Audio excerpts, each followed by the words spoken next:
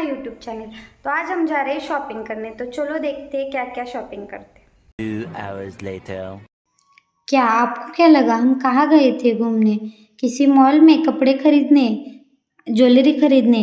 नहीं रे बाबा, हम गए थे उस जगह जहाँ हर मिडिल क्लास फैमिली महीने में एक बार तो एक चक्कर ज़रूर लगाती है, वो भी सिर्फ ऑफर के चक्कर में।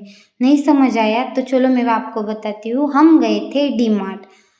तो ये देखो, जैसे हमने डी मार्ट में एंटर किया, हमें दिखी बहुत सारी चीज़ें और ये चीज़ें में इतना पावर है कि हमें इतना ज़्यादा अट्रैक्ट करके लेती है और हमारा पूरा बजट हिला डालती है।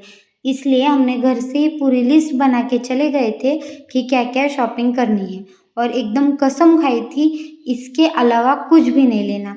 लेकिन इंसान का मन तो आपको मालूम है ना, कितना लालची है। अगर कोई भी चीज़ ऑफर में दिखी तो वो तो ट्रॉली में आएगी, और यही कहानी है हर मिडिल क्लास फैमिली की। तो दिल को पहले ही थाम लिया और शुरू की अपनी शॉपिंग की जर्नी। पहले मैं टूट पड़ी इस हेल्दी सेक्शन में। वहाँ मिल रहा था ये हनी, और ये देखो इन सारी चीज़ों के वजह से बढ़ा है वज़न, और लेना पड़ रहा है ये हनी क्योंकि खा नहीं सकती अब ये सारी चीज़ें, क्योंकि मेरा चल रहा है वेट लॉस जर्नी। अब देखो, आपको एक सिंपल सा लाइफ का फंडा बताती हूँ। जब तक आपको अकल आ जाती है तब तक बहुत देर हो गई होती है और सारी चीज़ें हाथ से निकल गई होती है। जैसा कि मैं आपको बताती हूँ, पहले तो मुझे अनहेल्दी खाना बहुत पसंद था, लेकिन मैंने पहले कंट्रोल नहीं किया और मेरा खाना चलता गया, और अब मैं वज़न कम करने के लिए ऐसे ऐसे खाने खा रही हूँ जो मुझे ज़िंदगी में शायद कभी भी खाना पसंद नहीं था, लेकिन अब मैंने वो खुद की हैबिट बनाना शुरू कर दिए। तो इसलिए मैं स्नैक्स अवॉइड करके अब थोड़ा हेल्दी खाना खाती हूँ। ज़्यादा हो सके उतना शुगर अवॉइड करती हूँ और मैदा अवॉइड करती हूँ। मुझे पता है कि मैंने वेट लॉस जर्नी करके लगभग 20 दिन हो गए हैं, अभी भी ज़्यादा वज़न कम नहीं हुआ, लेकिन मुझे अंदर से महसूस होता है कि मैं अच्छा खा रही हूँ और एक हेल्दी लाइफ जी रही हूँ। तो ऐसी ही बातों को मैं खुद को रोज़ सुनाती हूँ और मोटिवेट करती हूँ, और बस मेरी चल रही है अच्छी खासी हेल्दी लाइफ। थोड़ी देर लगेगी, लेकिन एक दिन मैं मेरे टारगेट तक ज़रूर पहुँचूंगी। और आपको मैं एक मजाक से हटके या मजाक में रह के एक बात बताती हूँ। अगर आप डी मार्ट में जाते हो तो आप कैसा सामान लेते हो, वो पैकेट वाला, तो वो मत लेना अगली बार से। खुद के हाथ से, थोड़ा सा समय लगेगा, खुद के हाथ से वज़न करके वो सामान पैक करवा लेना, क्योंकि उसमें बजट में बैठता है पहली चीज़, और उसमें मज़ा बहुत आता है।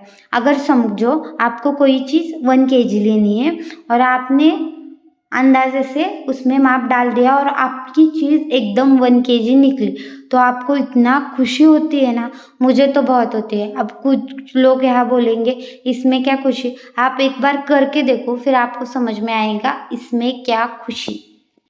तो छोड़ो, आप आपको मैं बताती हूँ।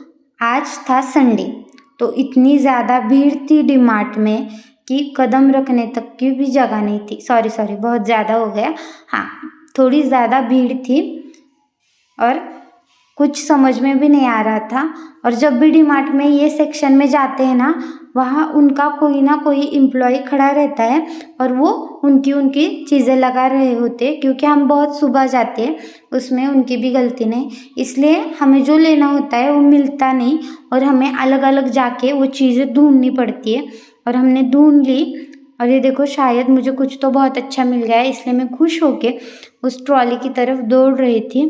और आपको मैं एक बात बताती हूँ, ग्रोसरी के बारे में मुझे सच में इतना नॉलेज नहीं है।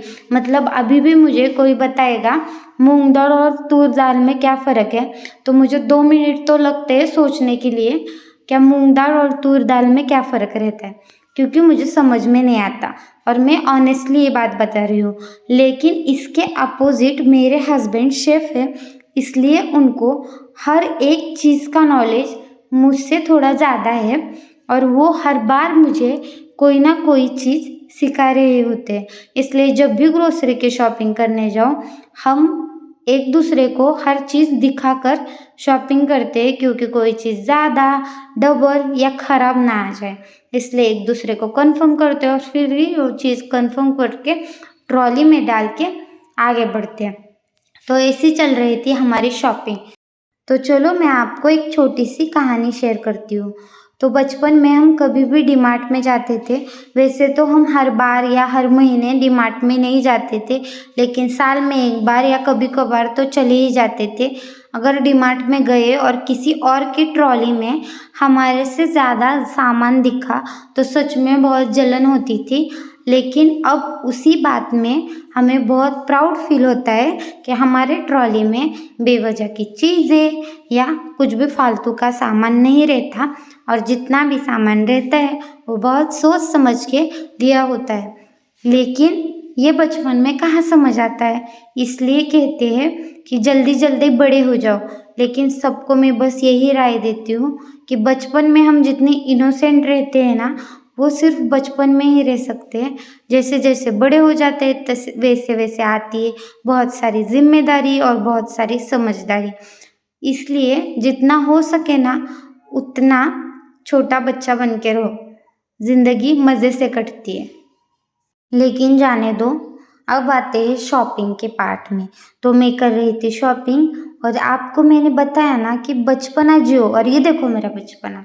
मैंने गिरा दिया थोड़ा सा साबूदाना और ये दीदी मुझे थोड़ा सा गुस्से से देख रही थी शायद, तो उनका काम मैंने थोड़ा सा ज़्यादा बढ़ा दिया था। और ये देखो हमारी शॉपिंग ऑलमोस्ट पूरी हो गई थी और मेरे पतिदेव हमेशा की तरह अकेले ही शॉपिंग में व्यस्त थे और यहाँ मैं लाइन में खड़ी थी। फाइनली वो आ गए और हमने किया सामान ट्रॉली में पार्सल और चले गए बिल बनवाने। तो आपको मैं नहीं बता सकती कि कितना बिल हुआ, लेकिन बहुत बजट में हमने शॉपिंग की। और ये देखो क्यूट सा बच्चा। तो वीडियो अच्छा लगे तो लाइक करना, सब्सक्राइब करना। Thank you for watching.